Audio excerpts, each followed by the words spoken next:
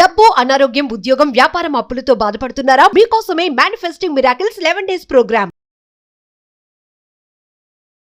రమగారు నమస్తే అండి. నమస్తే జయ. రమగారు, మనకి ఎవరైనా సహాయం చేశారనుకోండి, తిరిగి వారికి మనం సహాయం చేయాలి అని మనం పిల్లలకి నేర్పిస్తూ ఉంటాం. ఎప్పుడు మాటల ద్వారా చెప్తూ ఉంటాం. నీకు ఎవరైనా హెల్ప్ చేశారా, నువ్వు హెల్ప్ చేయనా. ఎవరు చేయకపోయినా నువ్వు చేసావు అనుకో, రేపు రోజున వాళ్ళు నీకు హెల్ప్ చేస్తారు, అది ఏదో ఒక రూపంలో అనేసి. దీన్ని ఏదన్నా మనం ఒక స్టోరీ రూపంలో చెప్పామనుకోండి, వాళ్ళకి ఇంకా బాగా కనెక్ట్ అవుతారు కదా. ఇలాంటి స్టోరీస్ ఏమైనా ఉన్నాయా? ఉపకారికి ప్రత్యుపకారం చేయటం అంతే. ఎవరు ఉపకారం చేస్తారో వాళ్ళకి ప్రత్యుపకారం చేయాలి. ఉన్నాయి మంచి మంచి కథలు, చందమామ కథలు చాలా బాగుంటాయి. చాలా చెప్పుకున్నాం కూడా మనం కదండి. చెప్పుకున్నాం. ఇవి మనకి కాశీ మజిలీలో కనపడతాయి ఉంది కదా, కథా సరిసాగరంలో కనపడతాయి. అబ్బో తాతమ్మ కథలు, పెద్దమ్మ కథలు, పేదరాశి పెద్దమ్మ కథలు, ఎన్ని చోట్ల పెదరాశి పెద్దమ్మ కథలు బోల్డ్ ఉంటాయి. అందులో కూడా కనిపిస్తాయి. నీతి కథలన్నింటిలో కూడా ఇవే ఉంటాయి. ఇవే ఉంటాయి. పూర్వం అంట ఒక అడవిలో నాగన్న అని ఒక పాములు వాడు ఉండేవాడు. వాడు ఏం చేసేవాడంటే పాము నాదస్వరం ఊది బయటికి వచ్చిన పాముల్ని పట్టేసేవాడు.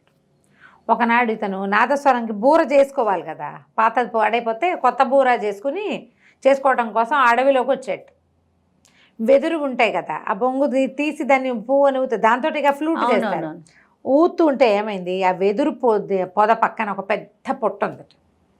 వెదురు పొదకి అవతల భాగంలో ఒక పెద్ద మర్రి చెట్టు, దాని కింద పుట్ట, ఈ వెదురు పొద ఇట్లా దగ్గరగా ఉంది.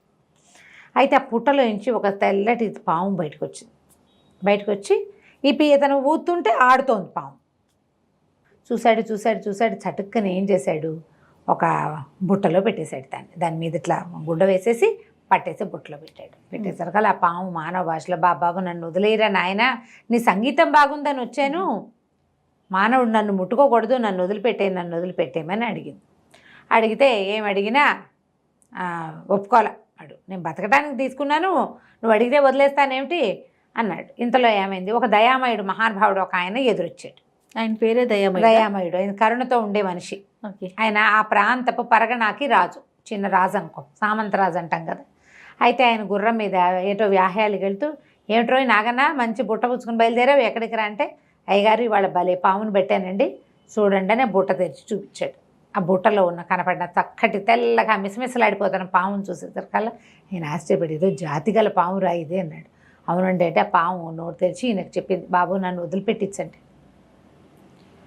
వదిలేయచ్చండి, నేను మీరు సంగీతం పాడుతుంటే సంగీతానికి ఆకర్షించబడి వచ్చానండి, నేను మనుషుల చేతిలో ఉండేదాన్ని కాదు, నన్ను వదిలిపెట్టించండి అంటే, వదిలేయరా అన్నాడు ఆయన. అనేసరికల్లా నాగన్న అన్నాడు, అట్టేట వదిలేస్తాం బాబు, నేను బతకడానికి తీసుకున్నా, దీన్ని ఆడిస్తే ఇంత గొప్ప పాము జనాలు చూసి డబ్బులు వేస్తారండి, అమ్ముకున్నా నాకు డబ్బులు వస్తాయి, చంపేసి చర్మం ఒలవను, మామూలుగా అయితే ఇట్లా చేస్తా, చర్మం ఒలిచేసి పాము చర్మం కొంటారు, ఇప్పుడు ఈ పాము బాగుంది కాబట్టి జనాలందరికీ చూపించి డబ్బులు అడిగి తెచ్చుకుంటాను, నేను ఇవ్వను అన్నాడు.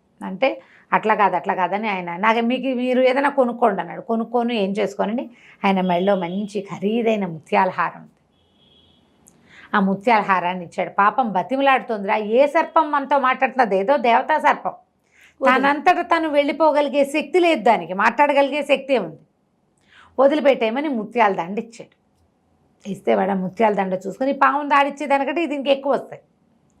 ఒక కాగితం రాసివ్వండి, నేనే నాగన్నకి ముత్యాల దండ ఇచ్చాను, లేకపోతే ఇది అమ్మడానికి వెళ్తే రాజుగారి ముత్యాల దండని పట్టుకుంటారు అని కాగితం రాయించుకున్నాడు. ఆకు మీద రాజుగారి చేవరాలు తీసుకుని ఆ ముత్యాల దండ పెట్టుకుని పావును వదిలిపెట్టాడు. పాము బతుకు జీవుడా అని పరిగెత్తుకుంటూ వెళ్ళి ఆ పుట్టలోకి వెళ్ళిపోయాడు. ఈ దయామయుడు సరే ఇంకేముంది మన పని అయిపోయిందని ఆయన దారిని ఆయన ఇంటికి పోయాడు. కొంతకాలం గడిచిపోయాక ఆయన ఆ పరగణాలకి రాజు కదా, ఈయనంటే గిట్టని వాళ్ళు కొంతమంది చక్రవర్తికి ఈయన మీద బోల్డ్ని కొండాలు చెప్పారు. ఈయన దగ్గర నుంచి డబ్బులు రావని, అంటే వీళ్ళు ఏం చేయాలి, సామంతరాజులు వాళ్ళ ఊళ్ళో ఉన్న వసూలు చేసి చక్రవర్తికి శిస్తు కట్టాలి. చక్రవర్తికి శిస్తు కట్టాల్సి వచ్చినప్పుడు మాకు కొంచెం క్షామం వచ్చింది, మాకు కొంచెం వానలు పడ్డాయి, మాకు శిస్తులు తక్కువ వచ్చినాయి, మేము కూడా మీకు తక్కువే ఇస్తామని తక్కువ ఇచ్చాడు 2 సార్లు.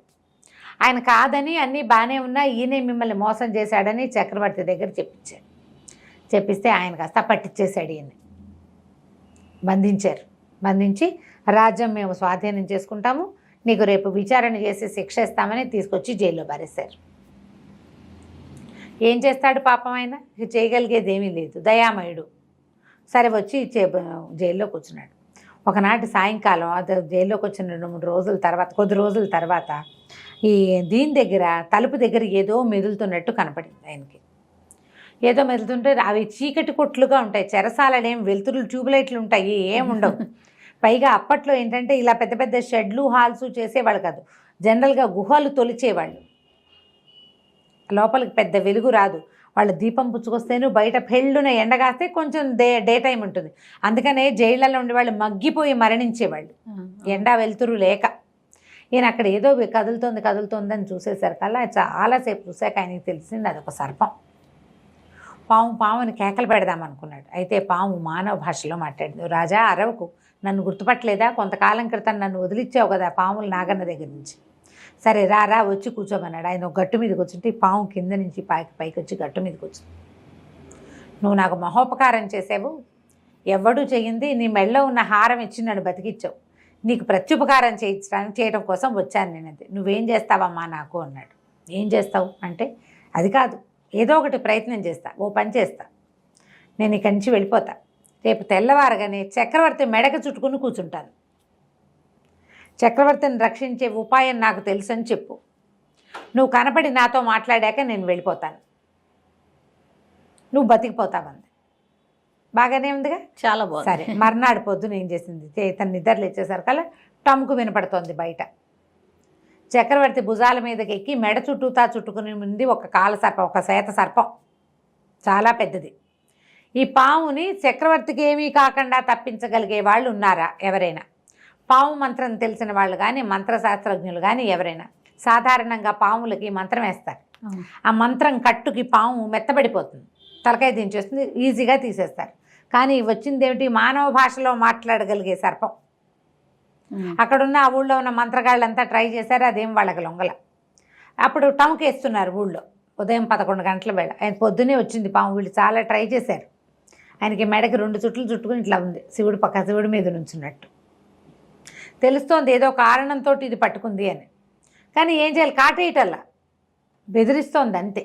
సరే, అక్కడి నుంచి ఏమైంది, వచ్చేసరికల్లా ఈయన ఏమన్నాడు, ఆ టమ్కు విని అక్కడ కాపలా వాడితోటి ఆ మంత్రం నాకు తెలుసురా అని చెప్పేసరికల్లా ఆశ్చర్యపడి, బాబు మీకు తెలుసా అంటే, నిజంగా అంటే నాకు తెలుసు అనగానే, ఈయన దయామయుడు, ఫలానా ఊరికి సామంతరాజు, అవి తెలుసు వాళ్ళకి.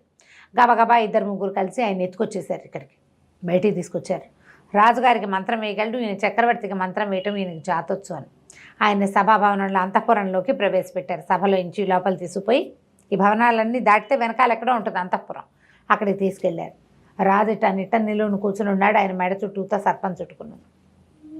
ఈయన ఏం చేశాడంటే, ఆ సర్పాన్ని చూశారు కల్లా అంతకుముందు ఫస్ట్ టైం వెలుగులో చూశాడు. నిన్న సాయంత్రం చీకట్లో కనువెలుగుగా ఉంది, ఎక్కువ వెలుతురు లేదు. ఆ పెద్ద మహాసర్పం తెల్లటిది. అతను చూసినప్పటికీ ఇప్పటికీ సైజు కూడా పెరిగింది, పెద్దదయింది. ఈయన దండం పెట్టి ఏమన్నాడంటే, మర్రి చెట్టు కింద వెదురు పొదుంది, మర్రి చెట్టు పక్కన వెదురు పొదుంది, ఆ రెండిటి మధ్యలో నీ పొట్టుంది. ఓ మహానాగమా, అక్కడికి వెళ్ళిపోయి హాం హ్రీం ఫట్ హోం ఓం అని ఒక 5-6 మంత్రాలు చదివాడు, దొంగ మంత్రాలు. పాము నిశ్శబ్దంగా ఈ మెడ చుట్టూతా ఉన్న చుట్ట విప్పదీసేసి జనాలంతా కర్రలు కటార్లు పుచ్చుకుని ఉంచున్నాడు. ఇతను ఏం చెప్పాడంటే, సర్పం వెళ్ళిపోయేటప్పుడు ఎవ్వరూ దాన్ని డిస్టర్బ్ చేయొద్దు, డిస్టర్బ్ చేస్తే రాజును కాటేస్తుంది మళ్ళీ, దానికి ఏ హాని తలపెట్టకూడదు అంటే. సరే, అందరూ కర్రలు పక్కన వారేసి దండం పెట్టి నుంచున్నారు. ఈ మంత్రాలన్నీ అవ్వగానే పాము చుట్టలు విచ్చి ఏడిచేసింది, నిదానంగా పాక్కుంటూ తన దారిని తను ఒక బిల్లంలోకి వెళ్ళిపోయింది. అక్కడి నుంచి తన ప్లేస్కి తను వెళ్ళిపోయింది. చక్రవర్తి ఆశ్చర్యపోయాడు, ఇదేం మంత్రం, పాము అంత ఫూత్కారం చేసి అది బుసగొడుతుంటే భయం వేస్తోంది, ఉణికిపోతున్నారు. రాజు అయితే పిచ్చివాడైపోయాడు కాసేపు.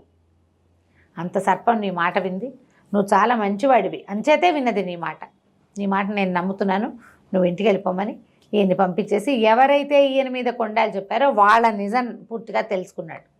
అతను చెప్పింది నిజమేనని ఆయన అబద్ధాలు చెప్పలేదు. ఆ తర్వాత ఈ దయామయుడికి ఆయన సామంతరాజ్యం ఆయనకు అప్పచెప్పేశారు.